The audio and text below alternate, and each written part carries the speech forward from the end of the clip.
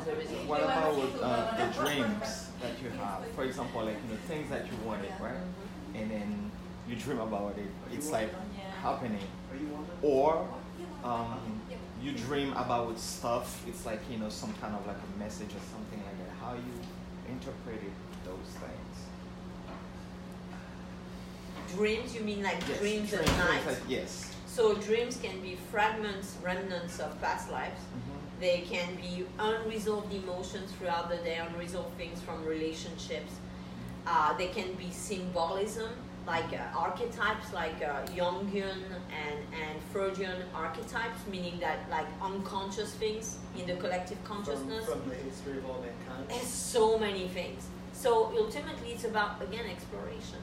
If you're not like looking for the exact answer exactly, the truth comes from you exploring it, from you allowing all of that to make sense in the context of your life, in the context of your intentions, in the context of what you're working through, right? There's no one solution fits all. Sometimes we want one solution, fit all. Like, just tell me, what does it mean? What does it mean? It can mean so many different things for so many different people, based on their karmas, based on the collective consciousness, based on where they live, based on the temperature in your room that night.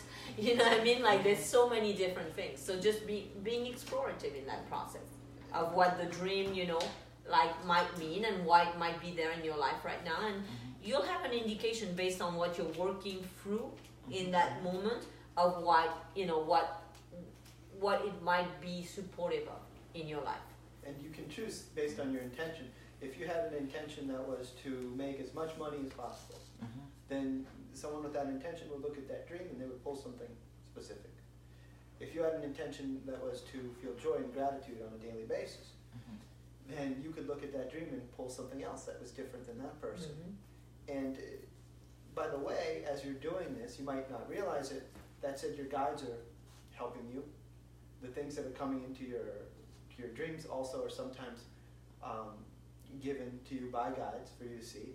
And your process of interpretation of those dreams, it will be influenced by your beliefs, by your fears, by your judgments, by your expectations.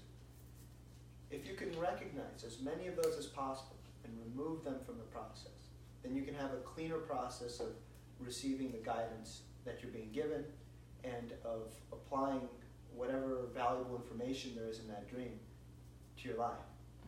And you can do so intentionally. You can say, how can I use the information in this dream to help me with this intention that I have? And that's okay. All of a sudden it becomes the question of, how can I receive this help and apply it, rather than a question of, well, what's true and what's not, or what's real and what's not. And we could say that in this stage of life, here, if we're all souls that don't die, that this reality is more of a stage. It's more of a play set. And so what's true or what's not, in a stage where none of it's really real or not, what's true becomes what we choose. It becomes what we intend. And if everybody, some people will say that having a society of peace where people love each other, well, that's impossible. They would say, that's never going to happen, your head is in the clouds. That's it. And some people might also say that I'll never have a relationship. It's just not going to happen for me. If that person starts to look in their life for clues, for help, finding a relationship, and starts to accept the possibility that they can have a relationship, they're probably going to manifest one. Similarly, if everybody in the world decided that it was possible for us to have a peaceful and loving society, and they started to look at their dreams and their experiences for ways in which to get help creating that society, and then applying that, then I bet you that we could create that peaceful, loving society. The first chair that was made, it started with a thought. It started with an idea and an intention. And then we followed up by applying energy in that direction. And so a chair became truth.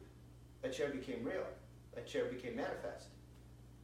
So similarly, whatever you want to be true, whatever your intentions are, you can use that to guide your process of interpreting your dreams. And that's a process of faith as well. And asking for spiritual guidance. Yeah, because sometimes I used to have some dreams that I had it, and a couple months it's like kind of, I feel like similar to what I had seen in the dream. Excellent. And which was like a bit scary too, but you know. Well, sometimes people have psychic abilities. We would say everybody does. Yeah, well, yeah, everyone more developed psychic abilities, including premonitions in dreams, where they can see, you know, certain things. And ultimately, your capacity to see will have to do with what you're willing and ready to see and what you're not. So you might see certain things that you're willing and ready to see, and other things that in your consciousness would not be okay to see, you won't see them. So being open to seeing everything and having no aversion and no attachment to what you see is very useful, because then you see more of quote unquote the truth, consciousness, rather than, you know, the limitation of I can only see this and I cannot see that is useful.